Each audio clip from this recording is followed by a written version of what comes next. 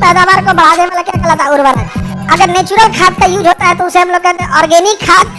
जैसे जहाँ पर आपको नेचुरल खाद का यूज करना है, पत्तियां सड़ा के, फल फूल सड़ा के, सब्जियां जो बच जाती हैं उन्हें सड़ा के, गाय का गोबर सड़ा के, तो सड़े हुए इसका प्रयोग करते हैं, उसे हम क्या कहते हैं? ऑर्गेनिक खेती।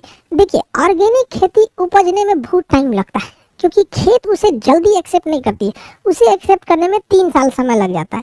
तो अगर आप सोचिएगा अभी अपने खेत को ऑर्गेनिक बनाने के लिए, तो पहली बार अगर नेचुरल खाद दीजिएगा तो पैदावार थोड़ा सा कम होगा, आपको लगेगा यार ये तो गड़बड़ है। अगली बार करेंगे तो थोड़ा सा बढ़ाएगा, उसके अगली बार तीसरा बार में बहुत बेहतरीन फसल देगा, और चौथे साल से ना ये यूरिया पोटास सबसे ज्यादा फसल देने लगेगा। लेकिन किसान के पास इतनी प्रॉफिटेबिलिटी नहीं होती है कि वो 3 साल तक वेट कर सके। गाय का गोबर अगर डायरेक्ट लेके जाएंगे खेत में ना तो फसल खराब हो जाएगी। गाय के गोबर में गर्मी रहता है, और वह गर्मी मीथेन गैस को उत्पन्न करता है।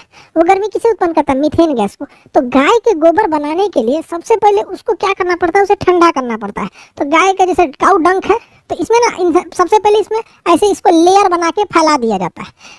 1 महीने के गाय का गोबर लेके, जैसे एक ट्रैक्टर गाय का गोबर ले लिए और उसको ऐसे बिछा दिए, और उसको ना 2-3 दिन तक पानी डाला जाता है। हर 6 घंटा 5 घंटा पे पानी डाला जाता है, ताकि उसका क्या हो, गैस उसमें से निकल सके। फिर उसको कुदाल से ना ऐसे फेंट दिया जाता है, ऊपर नीचे पलट दिया जाता है, फिर पानी डाला जाता है। उसमें पानी डालते रहना चाहिए, जितना पानी डालिएगा उसमें से उतनी उसकी गर्मी निकल जाएगी, वरना पेड़ पौधों को बहुत नुकसान करेगा। उल्टे आपको क्या करेगा, मतलब मीथेन गैस नुकसान कर देगा उसमें से। जैसे आप 1 हफ्ते पानी डालें डेली, दिन में 3 बार 4 बार टाइम, अब आप उसमें देख लेंगे कि अब गोबर क्या हो गया, ठंडा हो गया। अब उसमें पानी डालेंगे तो हाथ से मुट्ठी में उसे गोबर उठाना है, और ऐसे दबाइएगा तो उसमें से पानी टपकते रहना चाहिए, तो नमी बरकरार रहे। अब उसमें केचुआ आता है। ऑस्ट्रेलियन ब्रीड का केचुआ बहुत अच्छा होता है, वो मिट्टी नहीं खोदता है। ऑस्ट्रेलियन ब्रीड का केचुआ जो होता है मिट्टी नहीं खोदता और पिंक कलर का होता है। इसमें केचुओं को छोड़ देना चाहिए, ठीक है। 1 किलो केचुआ छोड़ दीजिए, केचुआ बिकते हैं सब किलो के हिसाब से, उस केचुआ को छोड़ दीजिए। वो धीरे धीरे केचुआ अपना खानदान भी बना लेगा, और वो केचुआ इसमें से गोबर खाएगा। लेकिन याद रखिएगा, तो केचुआ में एक और लड़का रहता है तो एक और लड़की रहती है, मैंने ओ पार से मेल, ए पार से फीमेल, तो उनमें रिप्रोडक्शन में दिक्कत नहीं होता है। समझ में आ गया कि नहीं? तो एकदम एक साथ रहेगा, एकदम 7 जन्म साथ रहेंगे, ऐसा रहता है ऐसे केचुआ। उस साइड में केचुआ, एक साइड में केचुइन। इसलिए आप देखिएगा केचुआ रहेगा ना, अगर इधर से उसको मारिएगा ना हल्का सा ऐसे, तो केचुआ कहेगा सुन रही हो जी, मार रहा है इधर से, उधर से घस को, तो उधर से कहेगा चलिए हम ले चलते हैं इधर, तो इधर से ई चलेगी। इधर से मारिएगा तो उधर से वो, समझ में आ गया? गोलिया के बैठ जाता है ऐसा, कभी कभी गोलिया के बैठेगा तो अपने में बात करता रहता है। देख रहे हो कितना प्रदूषण हो गया है। ठीक नहीं है इतना प्रदूषण हम लोग के लिए, कोई बात नहीं, प्रदूषण तो बतियाते रहता है ऐसे ही सब केचुआ वगैरह। तो एक के साथ केचुआ केचुइन दोनों रहती है, तो इसको जब डाल देते हैं ना, तो 2 महीना के अंदर ये केचुआ पूरे खाद को खा जाएगा। 1000 केजी खाद को खा जाएगा, और 1000 केजी को 600 केजी बना देगा। 1000 केजी खाएगा और उसको गोबर करेगा। तो गाय का डायरेक्ट गोबर फायदेमंद नहीं होता। गाय के गोबर को ठंडा कीजिए, उसका मीथेन गैस निकालिए, उसमें पानी की नमी बरकरार रखिए, डेली उसमें पानी डालिए। केचुआ डाल दिए तभी पानी डालिए, तो गर्मी से मर जाएगा, पानी कौन सी पिएगा। और उसके बाद से वो गोबर खुद केचुआ खाएगा, फिर केचुआ का जो गोबर रहेगा वो 600 केजी बचेगा। और इसे कहते हैं हम लोग ऑर्गेनिक खाद। क्या कहेंगे? ऑर्गेनिक खाद।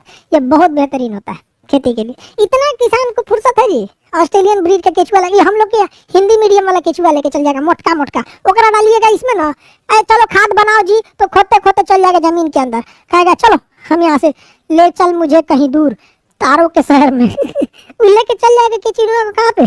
तारों के शहर में लेके चल जाएगा। आप ऊपर खोजिएगा, यार मेरा गोबर तो वैसे का वैसे जो फेंके थे वर्मी कंपोस्ट के लिए, उसका तो गोबर को कुछ हुआ ही, तो गोबर ऊपर ही पड़ा रहेगा, और लेके चल जाएगा, चल ले चले तुझे तारों के शहर में। आगे बढ़े। गोबर से बनने वाला वर्मी कंपोस्ट, ये सब चीजें। लेकिन अगर आर्टिफिशियल यूरिया पोटास ये सब डाल रहे हैं तो इनऑर्गेनिक। अच्छा होता है ऑर्गेनिक और नुकसान करता है इनऑर्गेनिक। तो उर्वरक क्या होते हैं भैया? फसलों में अच्छे विकास के लिए पोषक तत्वों को देने के लिए किसका प्रयोग करते हैं? उर्वरक में हाइड्रोजन चाहिए, कार्बन, ऑक्सीजन, मैग्नीज, ये सब चीजों की जरूरत होती है। उपयुक्त पोषक तत्वों में हाइड्रोजन, कार्बन, ये सब की चीजों की क्या होती है? जरूरत होती है। इसी के लिए हम लोग उर्वरक का प्रयोग करते हैं। उर्वरक 2 टाइप का होता है, एक जैविक उर्वरक और एक अजैविक। अजैविक मतलब रासायनिक उर्वरक। रासायनिक उर्वरक का प्रयोग अभी ज्यादा हो रहा है। जैविक उर्वरक यानी ऑर्गेनिक इसमें कम हो रहा है। गोबर हो गया, मल मूत्र हो गया, जानवरों के अपशिष्ट पदार्थ हो गए, सड़ा गला पत्तियां हो गई, भोजन हो गए, इन सब चीजों को सड़ा गला के उसके बाद जो खाद बनाते हैं वो ऑर्गेनिक होता है। लेकिन अगर हम लोग रेडीमेड दुकान से उठा के ला देते हैं, यूरिया उठा लाए, डीएपी उठा लाए, सुपर फास्फेट उठा लाए, single super phosphate, double super phosphate, triple जो भी लेके आए, ये सब क्या होते हैं? सब इनऑर्गेनिक होते हैं सब। तो ये नुकसान करते हैं। अजैविक या रासायनिक प्रकार विभिन्न प्रकार के रासायनिक खनिजों से बनाया जाता है। रासायनिक उर्वरक जैव उर्वरक की अपेक्षा अधिक शीघ्रता से क्या करते हैं? गलते हैं और काम करते हैं।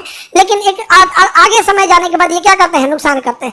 तुरंत अगर आपको रिकवरी चाहिए तो क्या चाहिए? इनऑर्गेनिक। अब देर में चाहिए तो ऑर्गेनिक। ऑर्गेनिक में थोड़ा पैदावार शुरुआत में कम होता है, लेकिन बाद में जाके क्या हो जाता है? ठीक हो जाता है।